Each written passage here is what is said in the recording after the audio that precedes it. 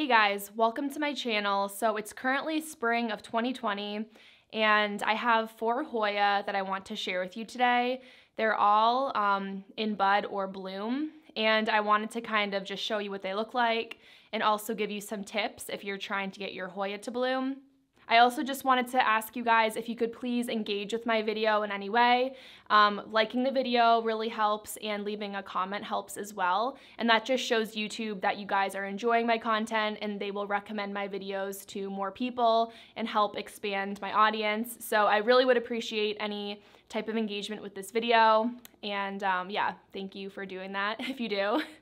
And I know who you are. A lot of you guys are really great when it comes to engaging with my content, and I really do appreciate it. So to start, this is Hoya mini belle, and it's actually a cross between Hoya carnosa and Hoya shepherdii. And the leaves are very long and narrow. I've had this plant, I think, for about 2 or 3 years, and this is the first season that it's gone into bud. And the blooms are absolutely beautiful. I'm gonna just insert some footage of what these blooms look like. It's kind of hard to show you on camera right now, but they're just super adorable. They're pink and fuzzy, and they are just like the classic Hoya carnosa kind of shape. And currently I don't really smell anything.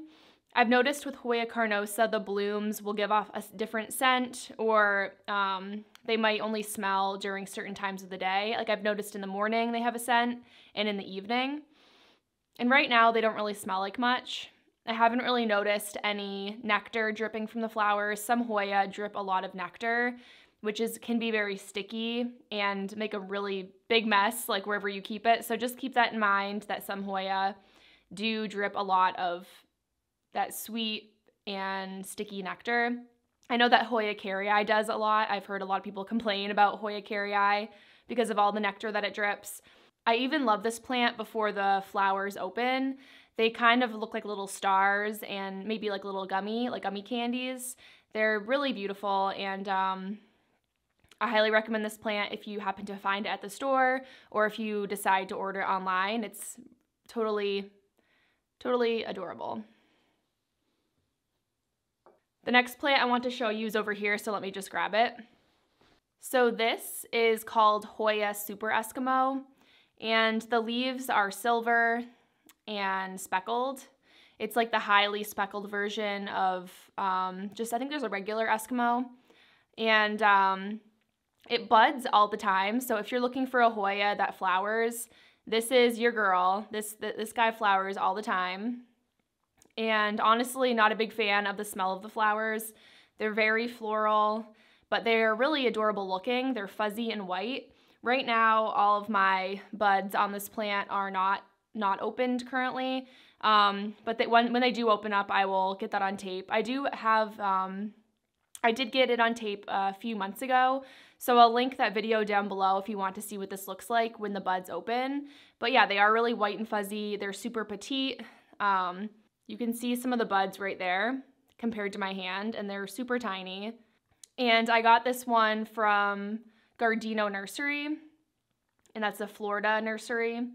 So I highly recommend this. I haven't really seen it for sale that often. I know it is a little bit harder to come by, but it grows really fast, and like, look how big this plant is. I did film myself with this plant a few years ago. I think it was 2 or 3 years ago, and it was really small. I think it was like 1 or 2 vines. And now it's like so long. I keep it in a western window. Oh, and my other plant, I forgot to mention, my Hoya mini belle. I keep it right next to my southern window, but it is kind of off to the side, so it gets more bright and direct light throughout the day. But this little baby is in my western window, and it gets direct sunlight during the evening part of the day. And it really likes it there. It really is thriving. And I fertilize all my Hoya once a month during the active growing season. So that is the spring and the summer. And it's super beautiful. I just love, oh no, I just broke one of the tips off of that leaf. Okay, gotta stop touching it. But yeah, I love how like thick, or I like how waxy the leaves are on these Hoyas. And they're really easy to care for. So highly recommend all the Hoyas that I'm gonna show you here today. So yeah, super beautiful, and lovely. So the next Hoya I want to show you is this little beauty. So this is Hoya Kalista phyla shortleaf, and I ordered this guy from Thailand last spring with my friends from Hoya. And this is only part of the plant. It is a very large plant, and I decided to propagate 2 pieces off of it because they weren't really thriving. But actually my other piece upstairs is growing a new leaf. This guy has buds, and it had about 4 buds that opened last week. Those fell off, and this is the next round of flowers.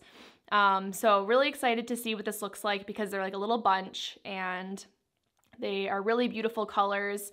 They're red and white and I think kind of yellow. And even when this plant isn't in bloom, the leaves are absolutely stunning with the veining on the leaves, and it's just such a beautiful plant. It's very stunning, and the leaves are very thick. Yeah, so highly recommend this plant. I know I've seen it for sale on Etsy and Facebook groups. A great way to buy plants is on Facebook. There are a lot of Hoya groups where people really love Hoyas. They're crazy about Hoyas just like me.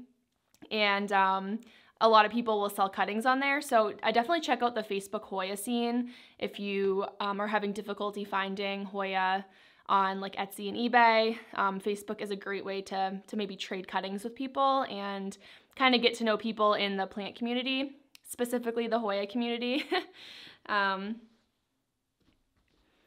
So yeah, when this went into bloom a few weeks ago or last week, I think the flowers smelled kind of floral and they weren't really strong in scent, but it'll be interesting to see if this has a strong scent considering there's so many little buds.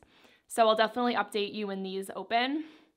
So the last plant that I want to show you is my Hoya petriclata that I have rooting in perlite and using the bag method. And this is kind of interesting. So I noticed this was going into bud before I decided to remove it from soil, and I'm trying to propagate it again because it wasn't growing that well in, I think it was in like some kind of husk. I'm not really sure what it was growing in, but it wasn't working out too well, so I decided to root it in this bag. And I noticed that it still is growing buds, so I'm really excited that they didn't fall off. And some of them are like totally covered in perlite, and it seems to not really care. Like they have grown quite a lot being in this bag. So I'm just really excited to see these open. I've only seen this go into bloom in the summer when I was growing it outside. So I'm really like thrilled to see that it's being so resilient and still budding for me, even though it's in this bag. So this was actually very surprising that they didn't just fall off like and have bud blast. This was originally grown on my office desk, and I currently don't have that job anymore, so I had to bring the plant home, and I'm surprised the buds are still standing strong. And this has really beautiful blooms. They really look like little gummies, and like they're super waxy and they're pink. So very excited to see what this looks like when they finally open. So I just want to give you some tips on how you can get your Hoyas to bloom at home. In my experience, your Hoyas need to be getting either eastern, western, or southern light. I've never successfully had a Hoya bloom in a northern window, so put your Hoya in a window. It's important to let your Hoya dry out in between waterings, and I would do that regardless, but when you allow your Hoya to properly dry out, it will kind of send your plant into survival mode, and it will want to create a seed pod. And in order to do that, it first creates the flower. So you definitely want to let it dry out properly in between waterings. So once you've noticed that your plant has formed buds on its peduncle, I would continue to let it dry out, but what I do differently is I don't let it stay dry for days on end. I basically let it become bone dry, and then right when it has completely dried out, I will water it again, because I have noticed that if you allow it to stay dry for too long, once it's already bone dry, sometimes the plant will drop its buds. So I guess like they technically require a little more water, but you still want the plant to dry out. And that's just in my experience. It might be a little bit different if you're collecting more rare Hoyas that require more humidity or just slightly different care instructions. But for all 4 of these Hoyas, that's what I did, and I've successfully gotten them to form buds and blooms. So that is what has worked for me. And I also think that fertilizing once a month during the growing season provided these plants with the nutrients that they needed. So I think that maybe contributed to them blooming as well. And what else? Also keep those peduncles. So the flowers form from the peduncle, and just keep those peduncles on your plant because they usually will rebloom from that peduncle. So don't cut it off once it's done blooming, because like I said, they typically will bloom from that same spot. And I've also had people ask me if I use any type of fertilizer, like the Miracle-Gro spray fertilizer that you spray on the leaves. I've never tried that, and in my experience, I haven't found it to be necessary to form buds, so I'm not sure if that's a myth. I'm not really convinced that works. I prefer fertilizing in the soil, but a lot of people do that, and maybe I'll try it at some point, but I haven't found it necessary to try that. So yeah, I think those are all the tips that I have for blooming, but I'll link all my other Hoya bloom videos down below if you want more Hoya flower content. I know that when I first started getting into Hoyas, I was super fascinated by their flowers, and I just wanted to watch all the Hoya flower videos that I could find. So yeah, highly recommend watching my videos and just searching other people too, just to see what other people's experiences have been when it comes to getting your Hoya to flower. Okay guys, so that is all I have to share with you today. If you made it all the way to the end, could you please leave a flower emoji so that I know that you saw the whole video? You guys are awesome, all of you people who watched the whole thing. That really means so much to me. So yeah, if you guys enjoyed the video, please give it a thumbs up if you liked it, and subscribe if you haven't, and hit the bell icon so that you're notified every time I post a video. Okay guys, I hope you have a great rest of your day or your night, and I hope to see you in my next video. Bye! Should I bring you in a little closer? Like that? Ah! An egg.